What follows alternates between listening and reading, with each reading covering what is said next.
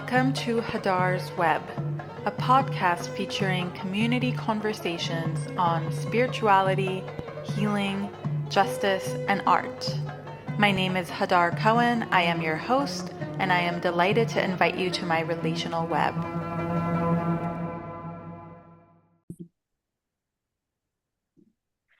Today's guest is Sheli Elia Shalev. Sheli is a Mizrahi Arab Jew born and raised in Israel, Palestine, who has lived in the United States since 2018. She's a psychotherapist specializing in complex trauma, attachment wounds, and psychological impact of multicultural and migration experiences in both individuals and couples. Sheli's goal is to help people reconnect with their inner truth, intuition, and capacity for authentic self-expression. Before moving to the United States, Sheli was active in the Mizrahi left, where she explored the multi-layered and often contradictory narratives that shaped her own identity and the history of her Iraqi Jewish family. The commitment to examining silenced and marginalized histories also informed her ethnographic research, which focuses on stories, memories, and lived experiences of Mizrahi immigrants from North Africa to Israel-Palestine. Sheli's lifelong project as a researcher, activist, and therapist has been to explore narratives, intuitions, and knowledge that fall outside dominant frameworks of legitimacy. Drawing from oral history, somatic approaches, and non-Western traditions of knowing, she's interested in how embodied experience, ancestral memory, and personal narrative can reveal truths that are frequently overlooked, dismissed, or difficult to measure through conventional research methods. Across her work, she seeks to create space for silenced stories and ways of knowing to be recognized, validated, and integrated. Welcome, Sheli. So happy to have you on my podcast. So happy to be here, Hadar. Thank you for having me. So I wanted to first start by asking you, because it's an honor to have a fellow Arab Jewish woman on this podcast. So can you tell us a little bit more about your Arab Jewish identity, some of your family history, and how you got to identifying as an Arab Jew? Oh, that's a really good question. I hope I can summarize that. So I come from a family that are both my grandparents from both sides are from Baghdad, Iraq. Um, They have very different stories of immigration. My dad's family actually came before 48, so they came as kind of like business people to like my grandfather was like a merchant, and they were very educated, very what I call Levantine. Went to boarding schools in England. Everyone knows like four languages, like went to Alliance. So yeah, they came to Israel Palestine before 48, and their story is very, very different. And my mom's family came kind of, yeah, when all the Iraqi Jews came, like 53, 54. Um, and they came from a very kind of like underprivileged background. So it's very interesting that within the family there are like class differences, and this is something that I've lived with, and I've seen like how my dad's family in many, many ways was seeing my mom as the more Mizrahi, more Iraqi, more like we are more Western and they are more brown, essentially. And this is something that I've always observed as a kid and could see, even if it's not being said with language and words, this is your felt experience. And once you can give words to it, this is when you feel kind of like, oh, wow, like I understand something about myself. I can process that now. And that's kind of like the general background of my family. And I lived in Ramat Gan, near Tel Aviv, in a kind of like middle class family. My dad was working in his dad's business of like selling fabric in south of Tel Aviv at this store.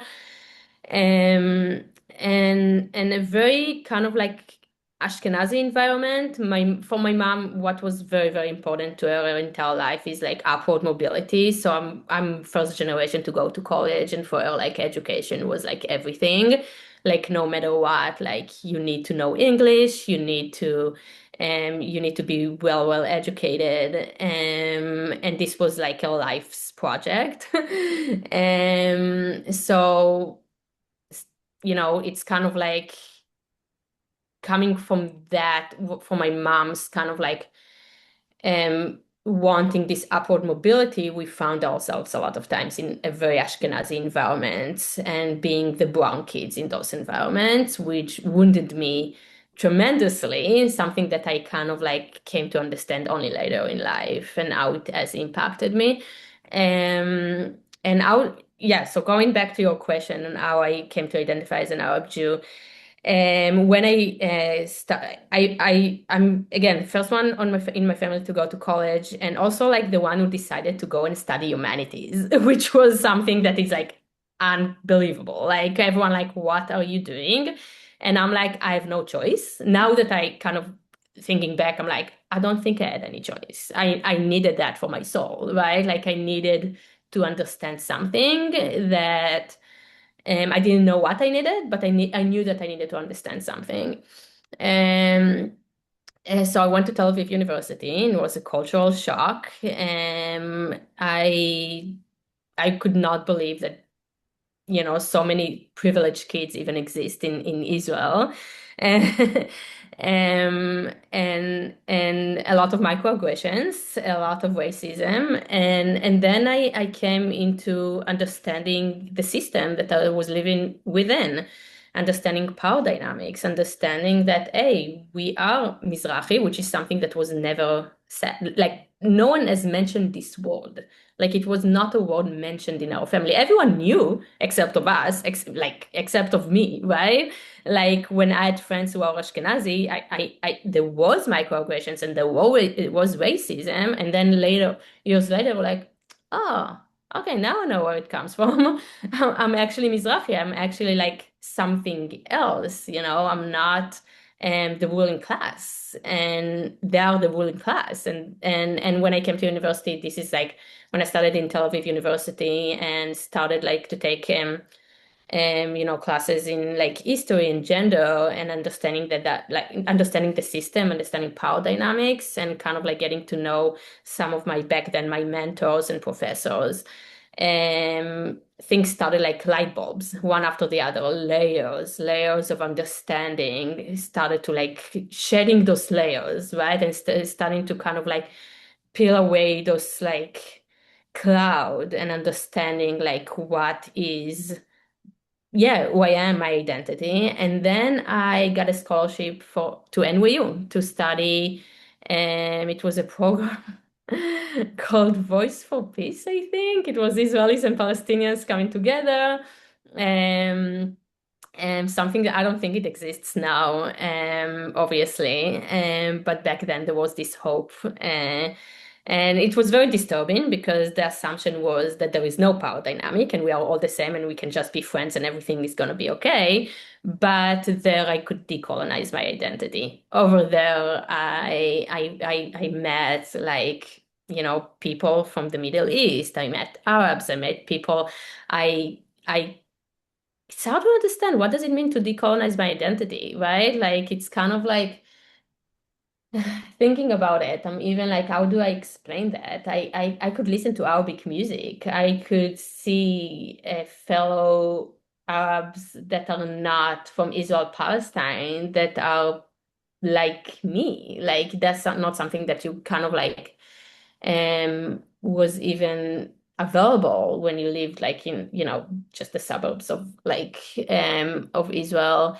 Um I could, yeah, I could not, I didn't need to apologize. I remember like listening to Suad Masi walking in the streets of New York and feeling like, oh wow, this is part of my identity. Like this is the music my grandmother listened to. This is the music of my family listened to. Um, yeah, just like challenging this concept of there is it's either you are Jewish or either you are Arab. And there in New York, I was able to actually challenge that. And then I came to identify as an Arab Jew, and I came to kind of like realize, like, although reading a lot of like, scholars that influenced me, like Ella Shochat, right? Like kind of like coming to understand, okay, this is my identity. Like it doesn't need to be there, it doesn't need to be separated. Like we are kind of like being taught because of the system we are part of, which is Zionism, right? So really challenging those concepts, challenging the system. Yeah, this is kind of like my answer to your question. Thank you for sharing. I have so many follow-ups. I wanted to start by asking you, first of all, it's interesting because there's a lot of parallels with my own story as well. And especially as you were saying that it took a while to even understand your identity, your Mizrahi identity, and then Arab Jewish identity, right? That is actually a process. But Yeah. I'm curious to hear a little bit more.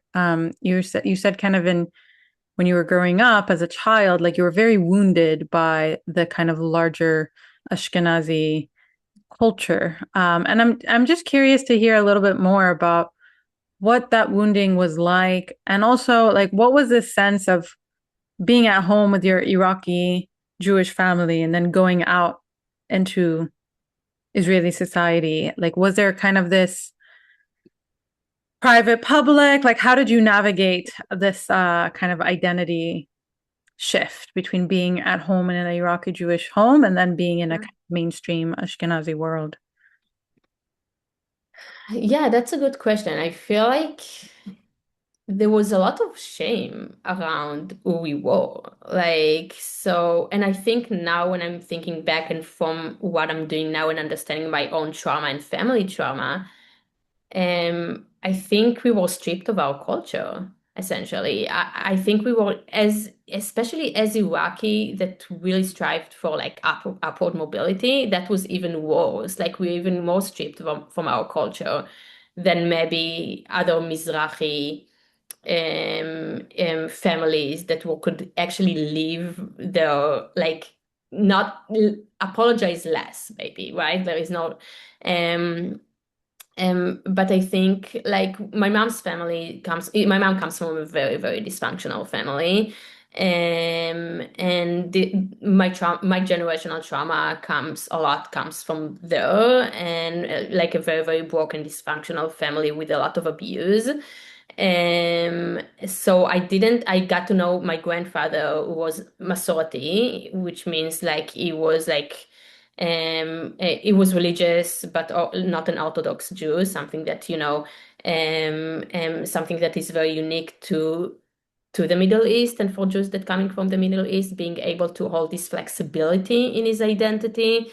Of course, my mom's brother became an Orthodox Jew and wearing the black suits and kind of like coming, which was very interesting, kind of like pushing away my grandfather's tradition and my grandfather's values, and placing himself inside what is more acceptable in kind of like the Israeli society in terms of like following the Ashkenazi way of being a religious Jew. Um, so it was pretty, yeah, it was in that sense, I think. And then like with my dad's family, the other side of the family, I think that what I actually felt a lot of times is that there is a lot of shame, and there is a lot of like um, I could not understand where we belonged to. Like I really could not. Like there is something in me that could not understand my identity, and there was something in the larger environment that told you Ashkenazi, they have the culture. They own the culture. They are cultural. You're not cultural. You don't have culture. You don't have a valuable culture. There is an hierarchy, and their culture is the Western culture. The music that they listen to is the right music, the good music. And kind of like breaking. So one of the things of like identifying as an Arab Jew and decolonizing the identity is breaking this hierarchy, right? Is challenging this hierarchy. There is no hierarchy, right? And like really, and it takes so much out of you to really understand that what you have and your culture is valuable in the same way. Um, so obviously like it's kind of like this process. um but I think it was, yeah, the Iraqi identity was stripped to, and the Iraqi culture was stripped to like food and like even not aesthetics, because we tried to kind of like not be um relate kind of like connected to what was ridiculed in the Israeli society. And what was ridiculed in the Israeli society was Mizrahi music, dressing up like Arab, having an Arabic accent, talking Arabic, right? All those things were ridiculed, and my mom did everything that she could to push that away from her, right? So I think that what was really sad, that at some point I was like, wait, my culture was stripped to food. Like all I know is like, okay, there is Iraqi food. What do I know about being Iraqi? No, nothing more than that, right? Um, and then like kind of like my project in my 20s was really understanding that and seeing the value in that, and talking to my grandparents. I couldn't talk to my mom's side of the family, like my grandfather passed away when I was 13, but I could talk to my grandmother. um and kind of like, yeah, getting to the root of it. Who are they? Where did they come from? um and yeah, I hope that kind of answers your Yeah. question. No, Um, that was the beautifully shared. And, it's so interesting listening to you because I'm like, your family comes from Baghdad, which is, the capital of so much intellect and culture yeah, and yes, literal civilization. I mean, probably some of the most like oldest Jewish community also, right? That right, like, there for right. not hundreds, thousands of years. So just how upsetting it is that part of like the system of racism is like, yeah, robbing you of that sense of honor and pride of being from where you are, which is one of the Yeah. incredible places to be from. And that I realized in my 20s, and I was grieving that so much. I could not, but I was like, wait, this is Baghdad. Like exactly what you're saying. I was taught that it's worthless. When I was in a second grade, and it was subconscious. I didn't know where it came from. And people like, in Israel, people ask you who you are. מאיזה מוצא את, נכון? מה המוצא שלך? People ask you that, like, what is your origin? Although it's your grandparents, but it's still like very much part of you. I remember this kid asked me, and I felt like I should be ashamed of saying I'm Iraqi. I felt like it's a curse, and I should be ashamed of saying that out loud. And I don't know where that, and obviously it came from, the environment, but back then I was not aware of that. So yeah, there is a kind of like um understanding that like brought so much grief and so much sadness. And I think back then I didn't realize it's grief and sadness, it was just anger, like pure anger. Now I understand that the underlying emotion was sadness, like a lot of sadness. And we can talk for hours about this anger that I kind of like needed to recover from. um but yeah, it's unbelievable. My grandmother knew 4 languages. And I knew only Hebrew. I needed to, obviously now I kind of like I have English as well, but it's so sad. Like we were stripped um from this from the education that we had, from being cosmopolitan, I guess. Mhm. Being cosmopolitan, they were like traveling the world. They were, and then they came to Israel, and the structure of Zionism just like restricts you, right? And the borders were closed. That's it. They closed the borders. Like there is no more traveling. There is no more, being this cosmopolitan Levantine person. You can be only one thing. And the one thing you can be is that oh, this is us and those are the Arabs, and the narrative is that those Arabs are dangerous. What does it mean about our identity? Because we are Arabs, right? Hmm. Um, Yeah, I remember hearing one Mizrahi activist share about her journey, and one of the things that she was talking about how, um, you know, yeah, in Israeli society, you're constantly taught to like fear the enemy, and the enemy's Arab, the enemy's Palestinian. And she was like, at a certain level, she's like, I looked at who they're pointing to be the enemy, and then I looked at my grandmother, and I was like, wait, is my grandmother the enemy? Like, the kind of similarities of like, yeah, yeah, wow, like, and in some ways that is part of the socialization process is that you're taught to be your own enemy, you know, yes, as yes, yeah, like as you totally said, agree. like the emotional process, I very much relate of like the shame and the grief and the Yeah. anger. And it actually it's like it takes a lot of like Hmm. emotional resilience also to process all of that. It was the most difficult thing I ever needed to do in my life, honestly. Yeah, to process all of that. Was Yeah. that something you were kind of going through alone, or did you find shared community? Was that something that impacted your activism later on, or? Yeah, I definitely found the show community. I think the Mizrahi left as much as you can, as much it was, I think there are always, those challenges and kind of conflicts, as we all know. Yeah, the Mizrach left, and I think my mentor when I was writing my thesis, and he was a big part of kind of like, even the validation that you get from people that are older than you and tell you, because all your life you're like, oh, I feel racism, and people are telling you, no, what are you talking about? It does not exist. And you're like, am I going crazy? And there is, and now I understand that the most important part of my work of what I'm doing now is validating people, right? That your emotions and what you're experiencing, people telling, oh yeah, that's true. What you're experiencing is actually exists. This is the most important thing for human resiliency, right? Like understanding your own emotions. Obviously, like it not necessarily in many cases, you can feel many emotions and the intensity may not be justified, but they're always valid. Um, and I think like even getting this validation from people that are really valued and appreciated,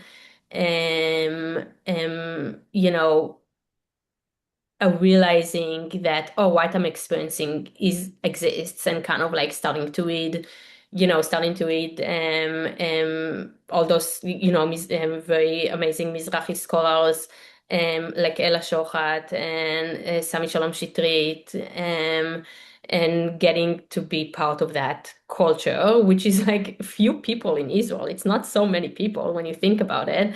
And I think, yeah, and those people, and like my professor back then, Gadi El Ghazi, that taught me so much, and Gerardo Leibner, that was my thesis advisor, and getting to kind of like be in the community of these people, and these people kind of like, you know, receiving this validation from them. And just like even peers in my age that are still my friends that I could kind of like in the Mizrahi left, that I could like talk to them about those things and process that together. That was very valuable. We were part of it does not exist anymore, but it's a Jewish Palestinian movement, an anti-colonial Jewish Palestinian movement, that we were part of. That there we could really talk about those things. Mhm. Yeah. I want to hear a little bit about your anger because you said you last a long time. And, kind of going back into validating emotions, I think, I mean, so many different people of different, who experience racism, right, are labeled as like the angry, especially the angry woman, right? If Yeah, you point out something, if you point out racism or you point out something in the society that's harmful, you're all of a sudden yeah. labeled in a certain way. So yeah, I'm curious to hear a little bit about your anger and yeah, what was your journey like working with that anger? Yeah, wow, that's such a good question. The anger consumed me. I didn't know anything else. Like in my family, there was a lot of yelling, shouting. There was not a lot of talk about emotions, like soft emotions. So what we had was anger. Like this is how you express yourself by being angry. Um, and I think it comes from their trauma and their experiences, and obviously it was passed on to me, and I really do believe it was the only reaction that I knew. I didn't know that underneath that was sadness, or I had no one.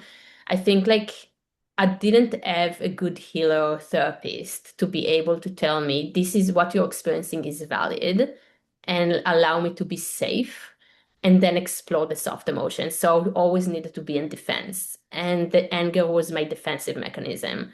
Like, I want to show you all that what I'm experiencing is real, what I'm seeing around me is real. Um, and if I will be very, very angry, people will believe me. People will see me. Um, I think it it was a learned behavior because obviously probably it worked in my family that anger you will listen to only if you're very, very angry. Um, but it was not effective, right? And it not, and also it creates a lot of burnout as eventually it consumes you. But I think like I didn't have, and what I want to do for my clients now as a therapist, like being able to like everything, what you're, I see you, this is valid, right? What you're experiencing is valid. At the same time, does it serve you? Does the anger serve you, right? Because it seems like it consumes you. So let's kind of like, but you need someone that will see you, that will validate you. And I don't think I didn't have that because you're in the Israeli society that just like saying to you, those things does not exist. It's no longer the story, right? Oh yeah, when your grandparents came in the 50s, maybe there was a lot of like racism, we were not accepted. Our music was not like, but look at us now. Like Mizrahi people are getting married with Ashkenazi, and like everyone's together, and everyone is like, and like, this is not what I'm experiencing and seeing. This is not what I'm experiencing. Like I'm experiencing like daily racism. So I don't know. And then this gap, right? This kind of like lack of validation, like lack of acknowledgement is so disturbing. Yeah. Um, can you share a little bit about that daily racism of like, yeah, what was that like? Because, you spoke a little bit about the denial culture in Mm. today's society, which is really, I mean, massive and that's levels. So massive, right? And So it does massive. make you go crazy when you're there, where you're like, Yeah, am I the crazy one? Because everyone here thinks that this is. right.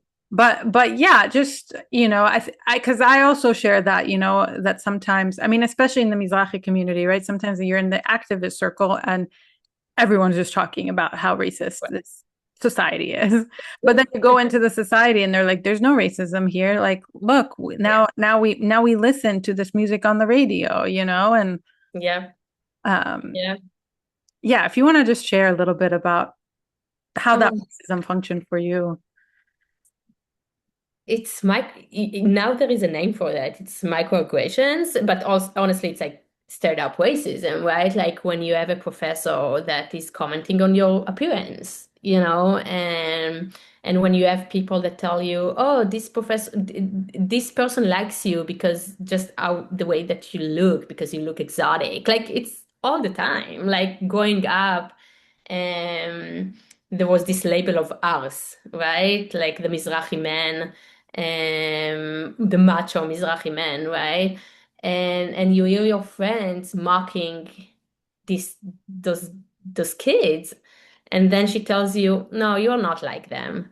You're different. It's okay. You're different. You're different. You're not this Mizrahi person, right? You're more cultural." And then you're like, what is this compliment? I don't feel comfortable with this compliment. That's awful. Until you are this one, right? um how, how much can you hold on, right? How much, like you need to really behave to not to be this person, right?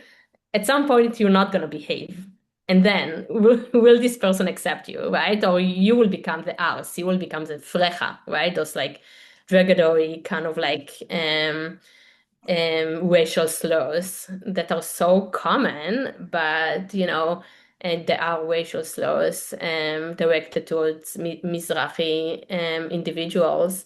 Um, it's going to them, it's going, your friend, it's getting like a compliment. How do I call it? I don't know if I know it in English, how to call it, of like ongoing compliments of low expectations, right? The compliments of low expectations of like, oh, you, what are you doing here? How have you can, like those kind of, Like you're very like smart for an Iraqi or something. oh yeah, exactly.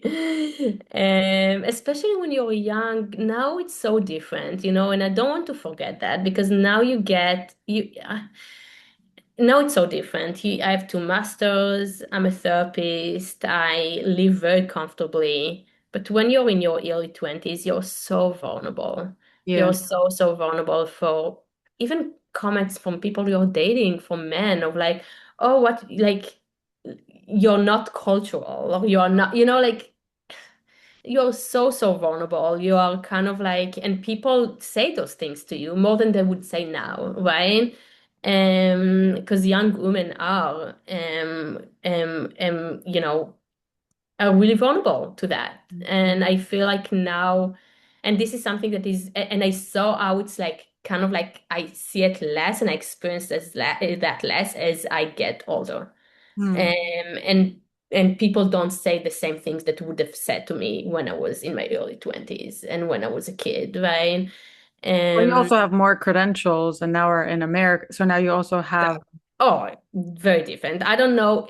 I mean, my friends that are still there, they are being mocked. Like, they are going to like a meeting and people are saying, you talk with your aunts and you're doing that. Like, just like the Ashkenazi way of mocking Mizrahi people and kind of like, or calling, or just like in a very microaggressions ways of like, oh, I know you're teaching in that place, although she's a professor, right? Like kind of like always minimizing you, always belittling. yeah, belittling you in so many different ways, constantly. And it's so tiring. And I'm so, so happy to be here in the US, honestly. It's so tiring. I'm so happy to just live my life and yeah, just live my life without needing to deal with that. It's such a huge privilege. And I'm grateful for it every day. Yeah. It's interesting you were mentioning the comments at schools. It makes me think of Professor Avi Shlaim's book about Arab Jewish identity. And in it, he talks about one of his early childhood experiences because, his family's also Iraqi and he went, Baghdad, yeah. yeah, he went to the school and he came with like gold chains. He had all this gold that was like customary, Yeah. for us to wear as part of our Yeah. expression of our culture and identity. And his teacher told him to take it all off, that it Yeah. wasn't appropriate to wear that. And he talks about this moment of like taking off his like gold necklace is like also, yeah, like taking out that piece, that kind of Arab piece. And yeah, Yeah. what that does to a child who's like, oh, okay, the place that I come from is bad, Yeah. Yeah. Yep, that's the message. And this is where you go. This is in your subconscious, right? And it impacts every area of your life. And now when I'm a therapist, I know how much that impacts you emotionally. It's so interesting you're talking about Avishlam. Did he tell the story when he was a kid in Ramat Gan? Yeah. Because he grew up in Ramat Gan because my grandmother knew his mother very, very well. They were neighbors and he went to the same school like my aunt. They're at the same age, the same school in Ramat Gan. So, and I remember his mom who passed away was in my grandmother's Shiva. Wow. Yeah, yeah, Wow, that's yeah, beautiful. The yeah. I know. Rockies, they stayed together in Ramat Gan. Yeah, yeah, I know. Very sweet. I love that. I love Ramat Gan. Such a great place. I want to ask a little bit about your transition from activism into the healing world and into becoming a psychotherapist. And Yeah, you spoke a lot about the kind of emotional process that you went through and a little bit about your activism work as well. But I'm curious, like, yeah, what made you choose to become a therapist, and how does your activism also integrate into your therapist role? Yeah. Yeah, no, that's a really good question. And it is connected to anger, you know? It is connected to understanding soft emotions. So it's very, I think, like what was motivating me for many, many years, it's understanding the system, understanding the power dynamics, looking for justice, seeking justice, fighting hard for justice, being very, very, very, very angry for that there is so much injustice around me. Um, and and I was part of my thesis was like this ethnographic research that was kind of like I was interviewing North Moroccan, mostly Moroccan, but North African Jews that came from Morocco to Dimona in south of Israel, were placed there, not came there, were kind of like being, kind of forced to this land that was nothing, and I interviewed them and they came from these big cities and then they were like being pushed into like working class poverty in this desert town, isolated desert town, and kind of the making of Mizrahi, right? The making of the Mizrahi people in a way. I interviewed them and I completed my thesis as like with all history of kind of analyzing their life stories and doing a lot of like even micro history, kind of like what I did that I brought those stories in. I gave them those stories a place, like honor those stories, as as archive documents, right? Like those stories are valuable, like any other story, but these people are not writing, right? So they don't have the ability to be like history books, right? So my my project was to bring those stories and then analyze them and make them an historical document, right? That has legitimacy. Um, and and it was a lot of also microhistory. I kind of like I took those stories and I placed them in the context of the greater story that happened in the North Africa, in the Middle East, in the context of Zionism and the making of Zionism and like what it did and how it created the Mizrahi identity and the Mizrahi experience. Um, and so the idea was that the research would be part of like a work of an activist, right?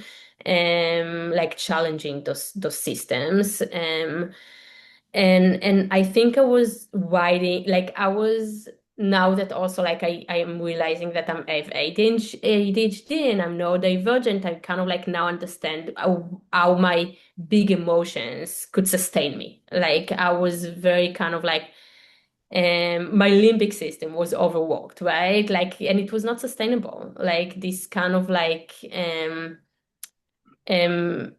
also understanding myself and understanding the history of my people through one framework that was the framework of sociology, of systems, of power dynamics, when neglecting completely, because I had no access to the soft emotions, neglecting completely the trauma and generational trauma and how that has also impacted me and my identity and who I am.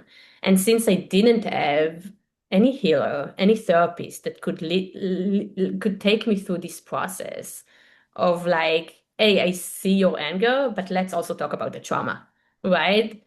I mean, now probably it's different, but therapists in Israel there back then they were not trauma informed. Like it's shocking because this whole country is like full of trauma. And now that I see clients, I'm like the first question that I ask is like any trauma that you've experienced that you want to talk about, right? Like, and I give them even like what is trauma, right? Like psychoeducation. Um, I don't think anyone has ever asked me that or even could, and I think that it's part of this racism of like this is just the angry Mizrahi woman, right? Like that's okay. They are just angry. That's part of who they are. So I think there was a lot of that when going to kind of like trying to treat myself and the emotional instability that I've experienced and not getting the right, and the right treatment for that. And I think like within the years I came I it was because I was like, you know, kind of like didn't process this trauma. I think it was not sustainable. I think continuing in that way, like I burned out essentially. I burned out and I'm like, I need to do something else. Like I need to, and then I moved to the US and think it's have changed in my life. And I came to kind of realize, oh, there is trauma. There is something that like, holds me back, and I do need to regulate my emotions because that's not sustainable. And the generational trauma that I've experienced and is like kind of like with me in my body has impacted me. And the trauma that I experienced in my family has impacted me in ways that, just understanding that. And it is part of who you are as well, but it's both of those things. It's not only psychology, only sociology. It's like both of those things together, right? It's like the system you are part of and your individual self and emotional experience, right? And so I think like just seeing one layer of just seeing the system is a mistake, and just seeing the individual self and emotional experience is also a mistake, right? Like you need the integration of both to understand the self. And I feel like I hope that this is what I'm doing for my clients now. Like, yeah, there is the system sucks, the system is is oppressing, and at the same time we do have control, right? And like let's seek that out. Let's see how do we have actually control, and how we are resilient emotionally. And so I think there is much in the way that I was in the past. It was a lot of like, um I don't have control, the system has control over me, and that's not healthy, you Mhm. know. um I think, ask me. Yeah. I can talk and talk about that, but Yeah. let me know if you have more questions.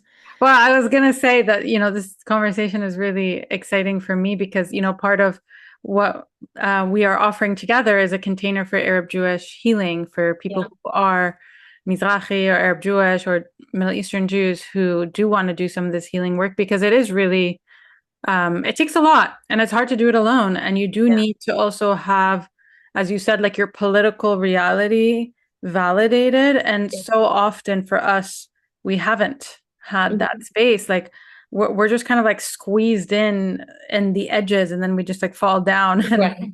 And I think, you were saying about this earlier, which very much resonated for me around the experience of disorientation of like I almost like have no identity. I don't know where I come from. I'm Mhm. just, like now in this place. The borders are closed. I can't go back. I'm not a cosmopolitan Levantian. Yeah, This whole world is lost. yeah, So what do you build when you're that disoriented, and how do Mhm. you how do you know yourself? Yeah, yeah, So yeah, so I wanted to actually ask you. I mean, you kind of touched base on this, but I just wanted to hear a little bit more about um, what intergenerational trauma and what intergenerational healing looks like for you around Arab Jewish identity. And, yeah, it's a very sensitive conversation because I think, sometimes there's kind of this sense, especially in marginalized community, that we don't want to like air out our dirty laundry or whatever.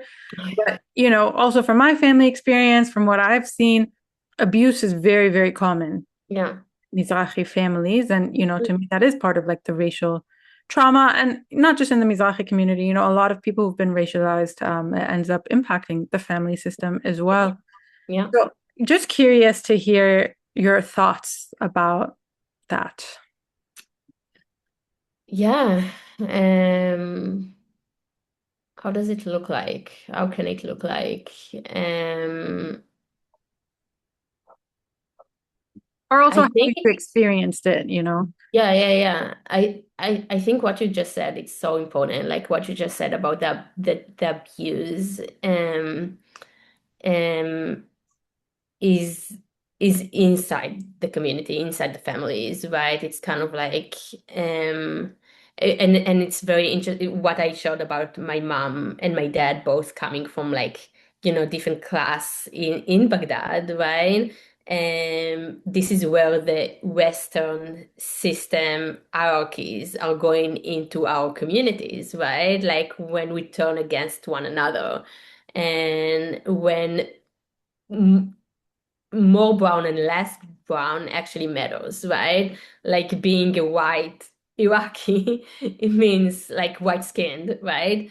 Means that is better because that comes from like ideas that were brought, um, uh, from the Western world, and it goes into the families and it creates conflicts, tension, racism inside the families. I think the immigration process is just, the moving from places, the losing so much what you've left behind, um, creates so much pain. And I think people, to cope with that pain, feel like they need to be strong and feel like they need to push away that pain. Um, and in the way of pushing away that pain and in the way of like being a survival mode essentially, right? Like fighting, surviving, they end up abusing, or, you know bringing this pain into the family, right? Like not necessarily abusing or bringing this pain in different ways into the family. And it comes from survival mode, right? When people had to go through so much and to kind of like create life, start their life all over again in a all different place. Um, while experiencing all this racism, and it is something that puts you in a survival mode. And then obviously this is something. So just talking about that, right? Just like even understanding that and realizing that this is well. And I think like, especially like in Israel, I don't know, it will be very interesting for me to hear like how American Mizrahi Jews are experiencing those things. But like, especially in Israel, the discourse was very much around how Ashkenazi Jews, like their trauma, like the Holocaust trauma, right? Never about like what we've experienced, and it was not a part of the conversation at all. So there was no language to it. There was like, oh, our grandparents also were in survival mode. They were also like, um, um, And just to say about that, with the Holocaust kind of being the forefront of what is known as Jewish trauma, yeah, part of what is ingrained in that narrative is also like, right, the victimhood narrative, but mm, also a little bit of like the displaced Jew and the wandering Jew narrative. And when you look at communities, I mean, especially in Baghdad, but also in Yemen and in Morocco, these are actually very deeply rooted Jewish. They were mm, not wandering in Baghdad. I mean, no, maybe they were like no, hopping city to city sometimes, but like they yeah, they were there for so long. right, And I think even sometimes like our conceptions of what it means to be Jewish are so far off from what our ancestors lived. And I think that sure, that's also a trauma of like sure, being so deeply rooted in a place that now you no longer have access to. right. You don't have the language, you don't have the orientation. I mean, all of That's it so accurate. lost. You cannot go there. And also to say, even additionally, like the Holocaust was like, okay, trauma inflicted by Nazi Germany Mm-hmm. on the Jewish people. But Yeah. part of our trauma, and I think, for me, so much of like Arab Jewish trauma is also about betrayal and like being betrayed by other Jews, Oh actually. yeah. And like Yeah. that Yeah. actually sometimes our oppressors are like our Jews, our Ashkenazi Jews, right? And like and that also complicates Mm-hmm. a lot of like this Jewish narrative. I mean, so much of Zionism is like the Jewish people and we're all one, and Mm-hmm. this is the one nation and the Right. chosen, and all this kind of propaganda Mm-hmm. that is glossing over this like very, very deep betrayal that we have had our history, our culture, our whole Right. identity just Right. squashed by Mhm. other Jews, you know? So accurate. Yeah. Yeah. And actually like even when you're talking about that they were good at that from for generations. I think part of also the trauma is like adopting the Zionist narrative that they were um um kind of like נרדפים, Um, uh, persecuted yeah, persecuted. persecuted by the Arabs this entire time while they were like common living, like they were living among Arabs, right? There was, yeah, I'm not saying that was not anti-Semitism is like an old like phenomenon, right? Like I'm not it probably was very different in Europe than it was in those places in the Middle East and in Africa. Jews was still a minority, but their experience is so different from the experience of like European Jews. And the fact that they could not access their even narrative and their story of like actually what is our story outside of the Zionist narrative of what has happened to us and who are we are, right?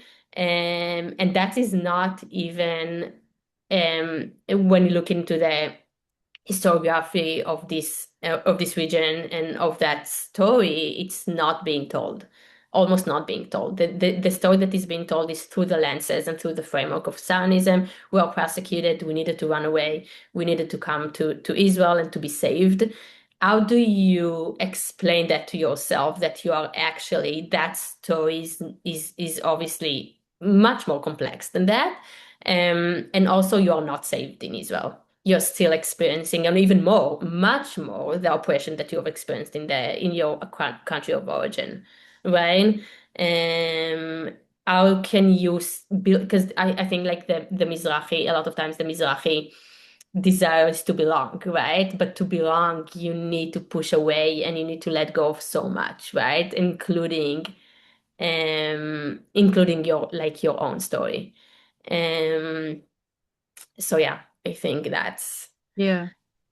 Well, just to say about that as well, also in that narrative of like, oh, like Jews were a minority, and of course it's like number wise we are, but back then in particular, I mean, it was 40% Jewish. It was like the Jewish New York, Yeah, I that's just so like, true. but also, recently I was in Tunisia, and I even just Yeah, found that yeah. Tunis used to be a third Jewish. Oh So my God, yeah, yeah. it's not like these Jewish communities were also like living in a shtetl No, out in the middle of nowhere where no one was talking to. right. Like they were actually also create. I mean, Iraq especially, like great creators of music, of culture, Oh my of God, Arabness in general, not just right.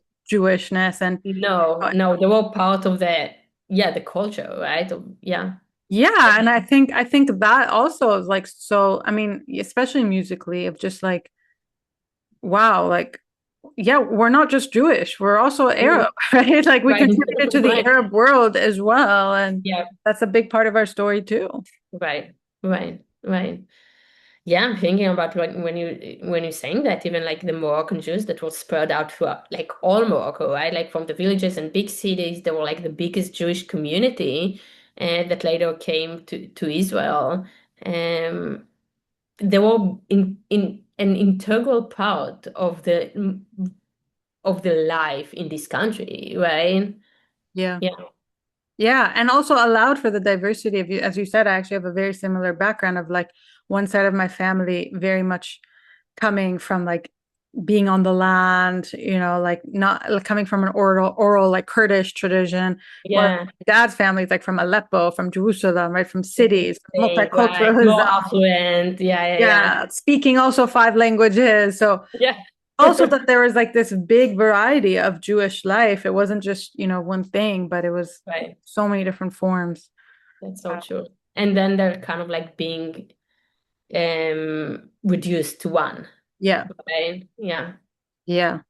Let alone our backgrounds being reduced. Like all of a sudden, Iraq and Morocco are the same, All right? right. The term Mizrahi, like, Yeah. uh, Yeah. Although in Israel it was never the same. yeah, Unfortunately, fair. Moroccan Jews were always suffering more because they always labeled Iraqi Jews because we came from a big city and were less spread out throughout Iraq. We had like two big cities, while in Morocco there were like people coming from villages.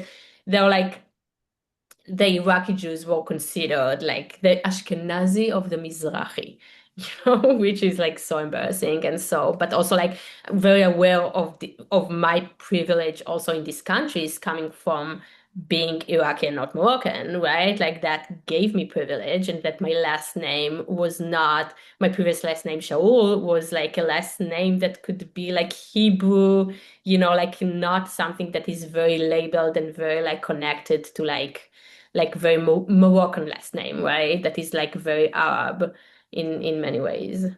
Yeah. So that also like I'm very could recognize how much like having this last name and being Iraqi and being more accepted by Ashkenazi because of that, that is a privilege, right? Because they have an hierarchy between Mizrahi people. Yeah. Like, yeah. Yeah, for sure. Um, is there anything we haven't touched on yet that you want to talk about, that you want to share more about? Probably so much, but I'm like I can't think of anything right now. Kind of one thing I want to actually ask you is like you shared this a little while ago when you were talking about being part of a Jewish Palestinian kind of anti-colonial um, group, and you know, yeah, I don't exactly know how to ask this question, but so often when we think about the left, I mean the very small left and maybe sometimes very non-existent Yeah. left in Yeah. Israeli society, it's very much understood as like the Ashkenazi Right. left. And we also have this very like stark image of like, oh, well, Mizrahim are the right wing ones. They're the beast Mm-hmm. of it, right? Like all of this. So I'm just curious, especially, thinking about what is it like to do solidarity work with Palestinians coming from a Mizrahi identity versus an Ashkenazi one? What is the kind of the politics of the left, and how does that look different when it's coming from like a Mizrahi Palestinian versus Ashkenazi Palestinian? Or what you have seen around that, because I'm sure you've seen a lot. Yeah, the difference like between when it comes from like a Mizrahi Israeli Jew and then when it comes from like an Ashkenazi. Yeah, because Yeah, for so long the Ashkenazi world, like at least for me, this is part of my yeah, understanding of the political reality. yeah, So many of yeah, Mizrahim like didn't want to be part of the left because it was so yeah. Ashkenazi, and it was like we are not collaborating with these people anymore. Of Like course, because like they can talk. They yeah. I feel like um for a longer time still, right? Like they're kind of like the Ashkenazi left would say, oh, we need to end the occupation, we need to, which is all very true and legitimate, and yes, we need to and like bring justice and to Palestinians. At the same time, for them, like the Mizrahi struggle was invisible, right? Let's keep our privilege, let's keep the system the way it is, and maybe we can give some rights to Palestinians on the way. I think the Mizrahi left, like the real Mizrahi left, really kind of like demanded to um um to challenge the system completely. And I think kind of like I don't know if I still believe that. I don't know. I'm very pessimistic these days and seeing what is happening there. So I'm kind of like coming from like 10 years ago of being an active, even more than 10 years ago of being an activist, and like so much has changed. But back then, I really did believe that the only way to save this place was by Mizrahi and Palestinians are doing something together, because that's the only like um this is the way we can kind of like challenge those concepts, and in a very deep way of like this and like, again, I don't know if I didn't talk about those things for so many years, so I think like my English here is not like used to that, but like, it's kind of like when Mizrahi people will understand, will will understand that the self-hatred, and they kind of like realizing that we are actually Arabs, right? And realizing that we are part of this place in a different way, not as we are also indigenous to this land and to this region. Something else can be created here. Something else can come out of that. Um, uh, which I don't know if when seeing everything that is happening today, I'm just like, just thinking very small, just thinking, how can we stop the killing? How can we stop? It's kind of like thinking more from a survival mode of like, okay, just stop killing people. So I'm not really thinking about big ideas. Um, but yeah, back then it was being part of those circles felt like very difficult because like you see that the Ashkenazi left only cares about like, yeah, the Palestinian struggle, but when it comes to Mizrahi struggle, oh, this is non-existent. Like, what are you talking about? That does not exist. That does not a problem, when it is part of the problem. This is what I mean. And I hope I could explain myself Yeah. that way. Yeah. Yeah, no, you shared it beautifully. Well, thank you so much. Is there any last bits you want to share before we conclude? No, I felt like it was so good. I really appreciate you, Hadar. It was really fun to talk about those things and kind of like, and I'm very looking forward to our group, and I think it will be amazing, and I'm very excited about that. Thank you Yeah. so much, Shelley, for sharing all your wisdom. It was such a joy to listen to you speak, and I found so much resonance with my own story as well. And I am so happy you are a therapist in this world because we do need so much more healing and especially more political rooted healing, right? That comes Right. from this political knowledge. So Yeah. yeah, for those of you listening, if you are Arab Jewish, if you are Mizrahi, if you know someone who is and needs some healing, which is all of us, we are having a closed group that is starting in the fall. So more info is in the description if you want to join us. And yeah, thank you again, Shelley, for coming on. And it was truly a pleasure to speak with you. Thank you, Ada. It was a pleasure.